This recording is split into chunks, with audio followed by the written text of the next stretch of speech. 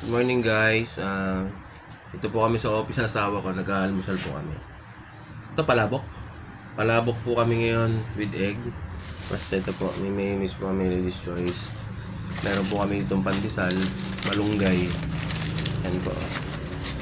Medyo negro lang po yung pandesal pero masarap po.